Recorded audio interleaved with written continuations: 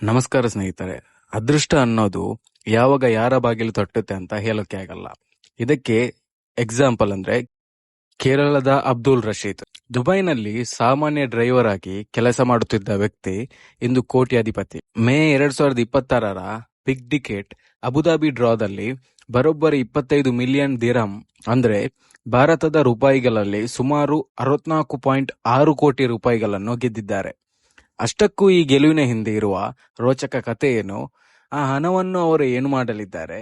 ಈ ವಿಡಿಯೋದಲ್ಲಿ ಅದರ ಪೂರ್ತಿ ವಿವರವನ್ನು ನೋಡೋಣ. ಈ ಕತೆ ಶುರುವಾಗೋದು ಏಪ್ರಿಲ್ 19ರಂದು. 48 ವರ್ಷದ ಅಬ್ದುಲ್ ರಶೀದ್ ಅವರು 012318 ಸಂಖ್ಯೆಯ ಟಿಕೆಟ್ ಅನ್ನು ಖರೀದಿಸುತ್ತಾರೆ. ಆದರೆ ಇದು ಕೇವಲ ಒಬ್ಬರ ಸಾಹಸವಲ್ಲ. ರಶೀದ್ ಅವರು ಒಟ್ಟು 27 ಜನರ ತಂಡದೊಂದಿಗೆ ಸೇರಿ ಈ ಟಿಕೆಟ್ ಖರೀದಿಸಿದ್ದರು. ಈ ಗುಂಪಿನಲ್ಲಿ ಬಹುತೇಕ ಜನರು ಕೇರಳದ ಮಲಯಾಳಿಗಳು ಮತ್ತು ಕೆಲವು ಬೇರೆ ದೇಶದ ಸದಸ್ಯರಿದ್ದಾರೆ. ಇವರೆಲ್ಲರೂ ದುಬೈನಲ್ಲಿ ಡ್ರೈವರ್ಗಳು ಮತ್ತು ಟೆಕ್ನಿಷಿಯನ್ಸ್ ಅಂದ್ರೆ ಕೆಲಸ ಮಾಡುತ್ತಿರುವ ಸಾಮಾನ್ಯ ಕಾರ್ಮಿಕರು. ಪ್ರತಿ ತಿಂಗಳು ಹಣವನ್ನು ಒಟ್ಟುಗೂಡಿಸಿ ಟಿಕೆಟ್ ಖರೀದಿಸುವುದು ಇವರ ರೂಢಿ. ಆದ್ರೆ ಈ ಬಾರಿ ಟಿಕೆಟ್ ಅನ್ನು ರಶೀದ್ ಅವರ ಹೆಸರಲ್ಲೇ ಖರೀದಿಸಲಾಯಿತು. ಕಾರಣ ಮೇ 30ಕ್ಕೆ ರಶೀದ್ ಅವರ ಹುಟ್ಟುಹಬ್ಬವಿತ್ತು. ಬಹುಶಃ ಆ ಬರ್ತ್ಡೇ ಲಕ್ ಈ ಮಹಾನ್ ಗೆಲುವಿಗೆ ಕಾರಣವಾಗಿರಬಹುದು. ಅಬ್ದುಲ್ ರಶೀದ್ ಅವರು 2007ರಿಂದ ಅಂದ್ರೆ ಸುಮಾರು 17 ವರ್ಷಗಳಿಂದ ದುಬೈನಲ್ಲಿ ನೆಲೆಸಿದ್ದಾರೆ. ಇವರು ಅಲ್ಲಿನ ಸ್ಥಳೀಯ ಕುಟುಂಬವೊಂದರಲ್ಲಿ ಚಾಲಕರಾಗಿ ಅಂದ್ರೆ ಡ್ರೈವರ್ ಆಗಿ ಕೆಲಸ ಮಾಡ್ತಿದ್ರು. ಕಳೆದ 6 ವರ್ಷಗಳಿಂದ ಅಬ್ದುಲ್ ರಶೀದ್ ಮತ್ತು ಅವರ ತಂಡ ಸತತವಾಗಿ ಲಾಟರಿ ಪ್ರಯತ್ನ ಮಾಡುತ್ತಲೇ ಇದ್ರು. ಫಲಿತಾಂಶ ಬಂದ ದಿನ ಅವರು ತಮ್ಮ ಸ್ನೇಹಿತರೊಂದಿಗೆ ಹರಟೆ ಹೊಡೆಯುತ್ತಾ ಕುಳಿತಿದ್ದಾಗ ಈ ಸಿಹಿ ಸುದ್ದಿ ಸಿಕ್ಕಿದೆ. ಆ ಕ್ಷಣದ ಸಂಭ್ರಮ ಹೇಗಿತ್ತು ಅಂದ್ರೆ ಇಡೀ ತಂಡವೇ ಕುಣಿದು ಕುಪ್ಪಳಿಸಿದೆ.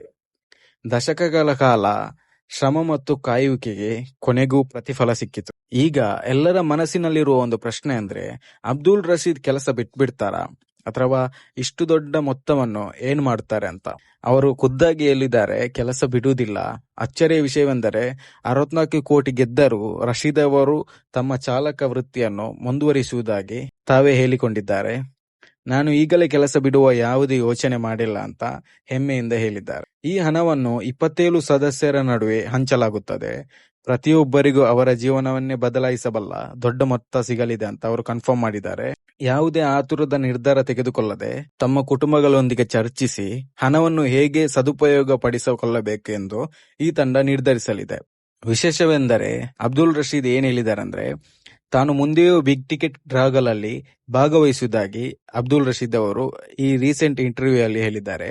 ನೀವೇನಾದರೂ ಈ ಮೊತ್ತವನ್ನು ಗೆದ್ದಿದ್ದರೆ ಅಥವಾ 27 ಜನರಲ್ಲಿ ನೀವೇನಾದರೂ ಒಬ್ಬರಾಗಿದ್ರೆ ಈ ಹಣವನ್ನು ಯಾವ ರೀತಿ ಶೇರ್ ಮಾಡ್ತಿದ್ರಿ ಮತ್ತೆ ಆ ಹಣವನ್ನು ಯಾವ ರೀತಿ ಯೂಸ್ ಮಾಡ್ತಿದ್ರಿ ಅಂತ ನಮ್ಮ ಕಮೆಂಟ್ ಬಾಕ್ಸ್ ನಲ್ಲಿ ತಿಳಿಸಿ. ಹಾಗೆ ನಮ್ಮ ಚಾನೆಲ್ ಅನ್ನು ಸಬ್ಸ್ಕ್ರೈಬ್ ಮಾಡಿ. ಮುಂದಿನ ವಿಡಿಯೋದಲ್ಲಿ ಸಿಗುವ. ಧನ್ಯವಾದಗಳು.